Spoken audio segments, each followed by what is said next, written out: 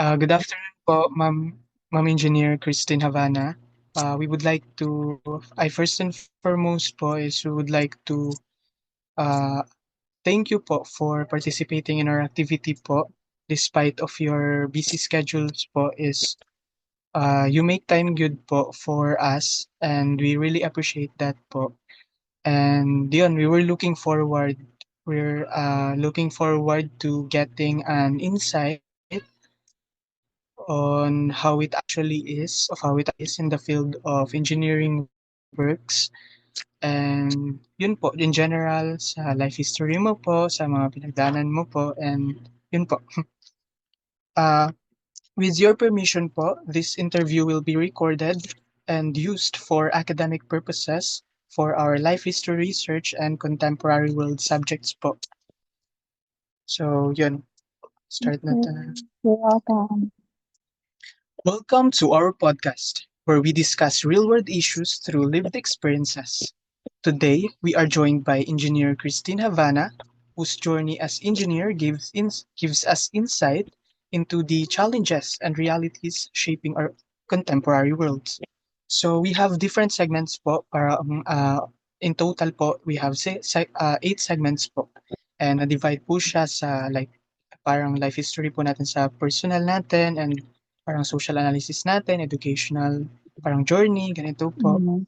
And sa segment 1 po is uh, sa atong core life history gyud po. And first question po, ready ka na po ma'am? No, I'm ready. Uh, can you tell can you tell us po about your childhood and early life experiences po? So, actually, I'm an only child. So, I grew up na my mom is kind of protective. So, yun, I don't get to play outside. So, never ko nakalearn mag-swim. So, akong childhood, it's not really exciting. So, yun, I only have books and computer games. So, na mo na 'tong hobby nako growing up. So, siguro kay books and computer games man 'tong na, um, kanang activities nako before. So, karon nag-affect na siya. So, actually gaway ko egg lang. So, kana dili ko ga-swim, dili ko ga-bike, wala gyud mga outdoor swim activities. Pero nadaot akong Mm. mata, di ba? So, ano naka-productive ako ang mama. From that experiences po, what values did you learn po growing up po? So, values I learned growing up, I took it as a challenge na lang kay 'di ba nahinder man ako ang akong mga experiences, dili kay ko wala kay experiences. So, yun I try na mag-go outside my comfort zone and to try more things. So yun, mas naging open ako karon na mag-keep on learning. Sa third question naman po namin is, who were the people that influenced you most during your early years? Person that influenced me most during my early years was my mother. So at the early stage of my life, she had instilled the importance of studying and being on top of my class. And so the pressure and stress the pressure and stress early on. So I have to keep my grades high. Actually the highest para ma-maintain ako ang scholarship and Thank you po. That's good to hear. And for our next segment po is for social, cultural, and economic context po. Bali, your life history plus the social analysis po. Sa segment 2 po is you will be questioned by Mr. Torno po. okay. Okay. So, good afternoon, Ma'am Engineer Christine Havana. So, may I ask if I'm audible po? Yes, you're audible. Thank you. Good Uh, afternoon also, Andrew. let's begin with our second segment about social, cultural, and economic context po, Ma'am. So our first question is, how did your family's socio-economic situation affect your opportunities? Is there any specific Okay. moment when your background ever make you feel you So, di couldn't do ba, something? growing up, like, di ba, like what I said, so growing up na I have to maintain my grades para ma-maintain ko na akong scholarship. So, since we are not rich, kailangan na ko i-prioritize yun ng studies and also shoulder the pressure since grade school to high school just to keep studying in good school. So, in hindsight, it's not really a bad experience because it kept me grounded, 'di ba, na na-focus ko sa studies, yun na. But at that time, I remember na every time na recognition day, I get so nervous and could only wish na unta dato na lang may para dili na ko mahadlok sa akong rankings, 'di ba? Kay para dili ko mahadlok kay anytime is dili ko ma-scholar, puwede ko makabalhin og laing school. So, Yes po. akong friends na na-establish ato and ako ang experience nato sa another na pud mag-change na pud kog school, 'di ba, kung dili na ako maka-maintain to. So, uh, so fortunately na-maintain man pud nako to. So, wala pud ko kaingon na na-try nako to na nawad-an kog scholarship ta's nakabalhin kog school. So yun. But at least I think we've learned a lot from Yes. that. So moving on to our second question, ma'am. Um, how did Filipino culture or community expectations influence your choices? Uh, naka-affect ba imong family or inyong community sa imong gi-follow na course or imong profession?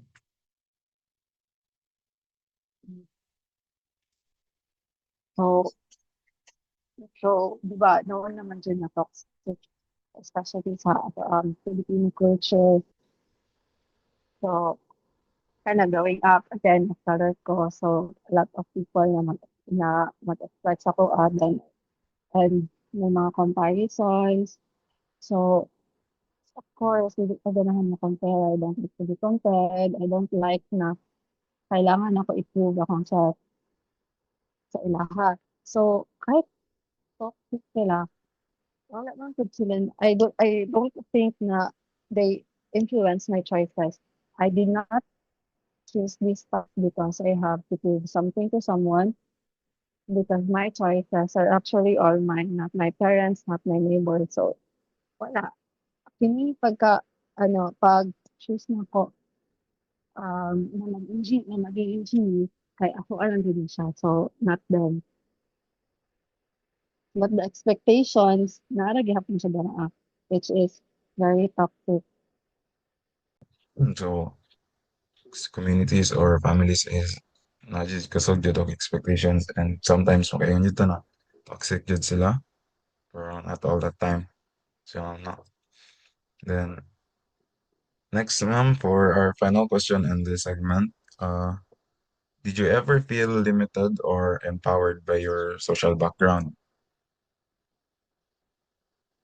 Limited as I did not get to explore and try things growing up. But despite that, I'm still grateful for the life that my parents provided me because I've seen na they tried to give me everything that I need. They supported me and I think that's enough. Even though there's limitations, ma'am, you found a way to grow from it, though. So thank you so much for answering our questions for our second segment, ma'am. Um, now let's Okay. proceed to our third segment. This will be covered by Mr. Christian Castañeda.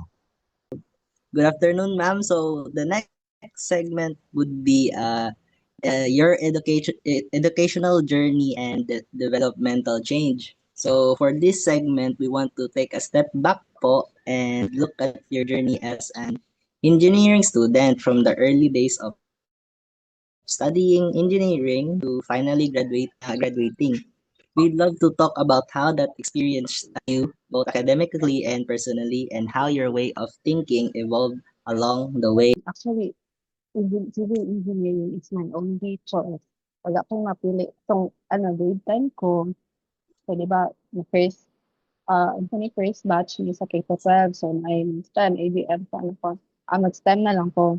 Pero, dili pa ko sure kung saan ako i-take. Wala dyan kay, like, gusto na ako. Yeah, what challenges did I face as a Nana, student? sige. Of Opo. course, ang Yes po. mabagsak, hindi makagraduate.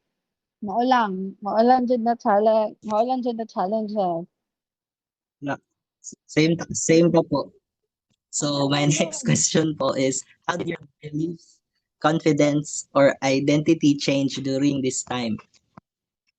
No, di ba, as someone who is always on top of the class since grade school, so engineering humbled me at the same time, freed me from pressure.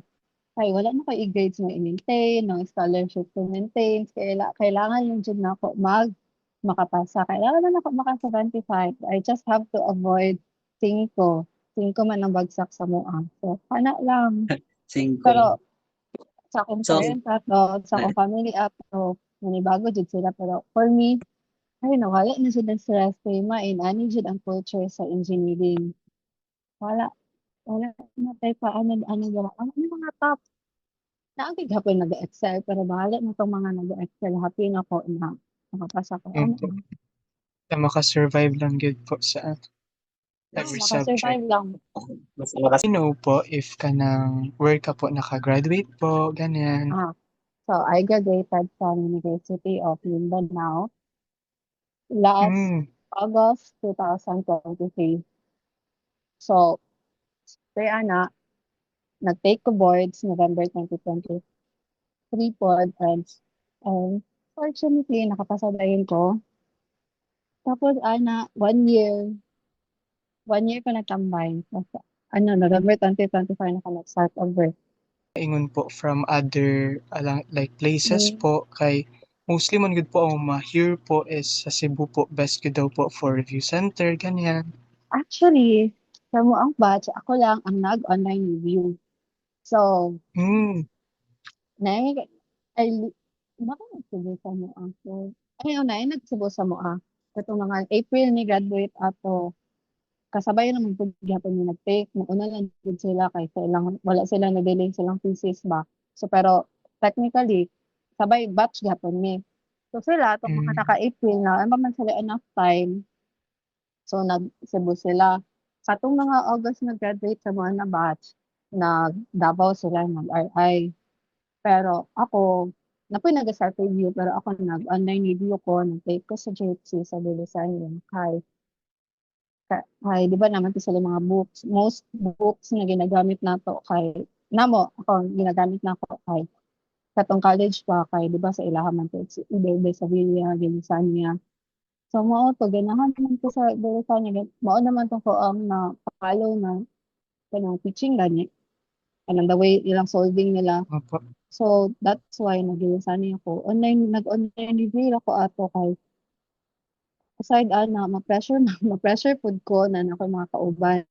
Dili ako sila gusto makita. Dili ko gusto nang sabay mo mag-review kay kabalo na siya Mm. lang kabalo patay wala pa kabalo maka-pressure din siya. Mm. So, gusto ko ako lang, di ba? Okay lang sa tawag ani Opo. innocence is a bliss.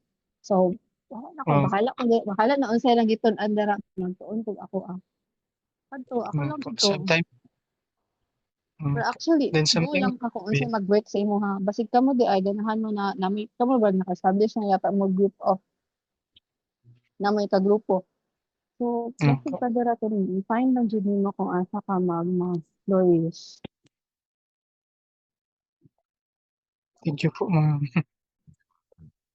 Okay, so let's proceed to our fourth segment po, which is we'll be covering career path and significant life events po.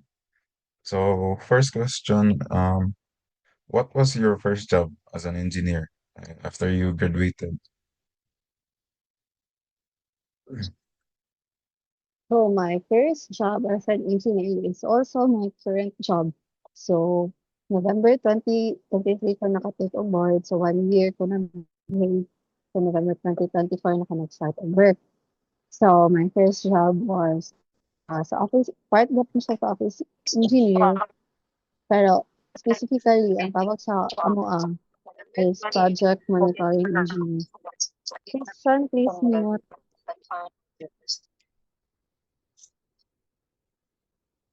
So, yun. So, PME. So, ang first, naman, ako ang ginabuhat ato kay every Friday or once a week, nag-ato kog site, monitor na ko dito ang accomplishment. Tapos, nag-prepare na pod ko sa billing sa mapakyawan na kami subcontractors. So, by the way, ang mga projects involved, um, DPWH projects such as road opening, road concreting, flood control projects.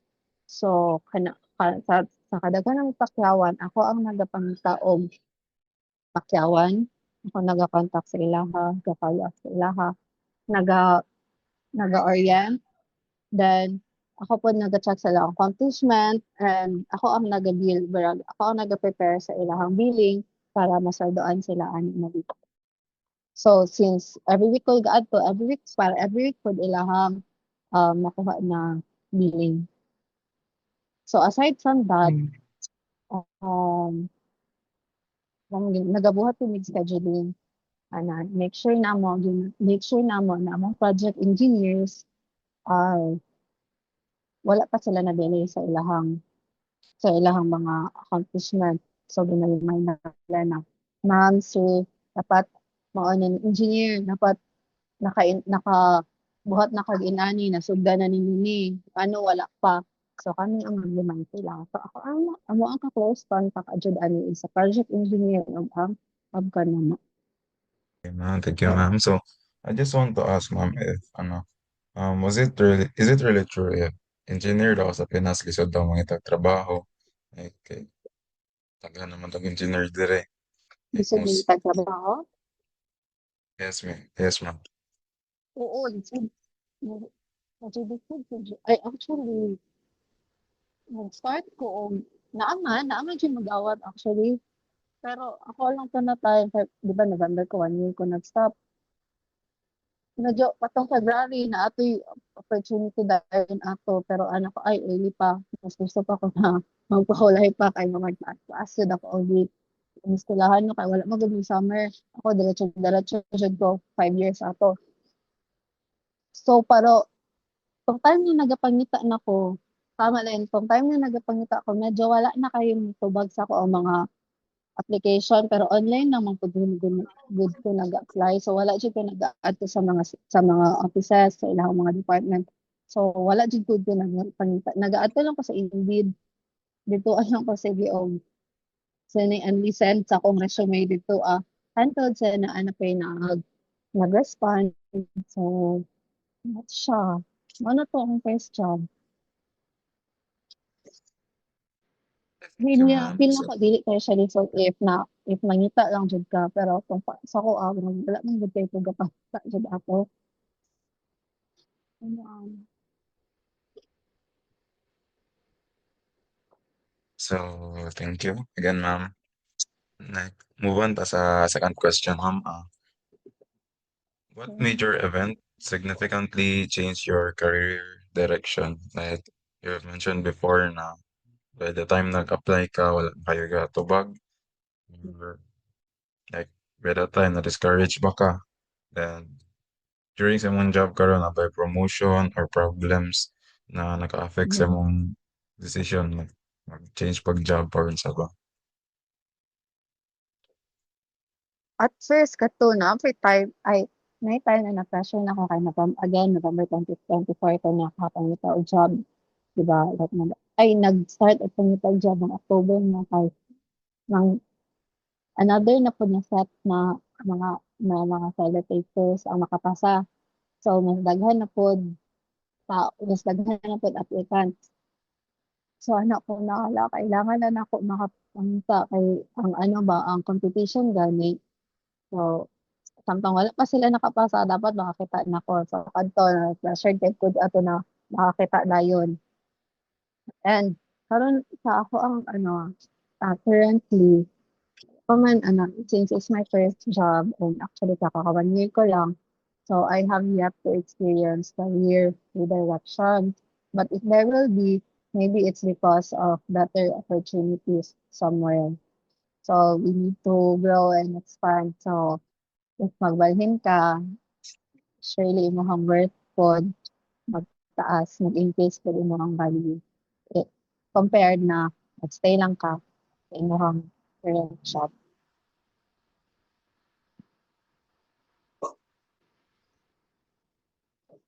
Okay, thank you, ma'am. So, moving on sa last question for our fourth segment po.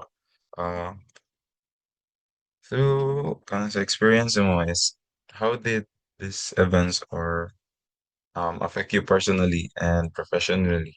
Na ba kayo na-realize, ma'am? Or like, mga what ifs nimo? Sa hmm, yun ako karon na-realize na ko na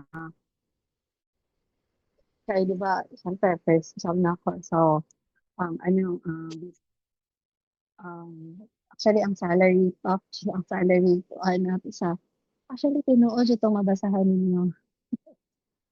Tinuod 'to maingon nila na first job salary nimo inana jud. So, ano medyo hala nani di ay actually inani jud di ay. So, you just have to accept na inani siya.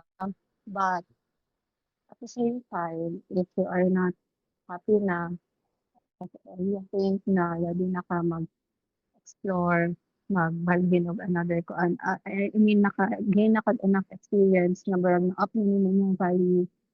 I think it's time na mag-grow ka, mag-change na po ka og environment because dili man good for in advisable.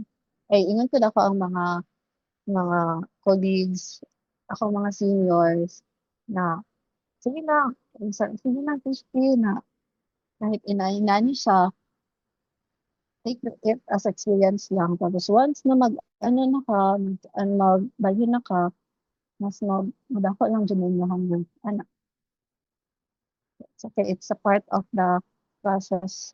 Dyan daw, kay sila po, naka-experience po sila yung ano. So, ingon sila na, daw, ayaw na ka siya, like, dili tayo ka naman siya idibdib, kay sila po, niagi po dani. And basin ka mo pod maagi pod ani unless mga tagapagmana mo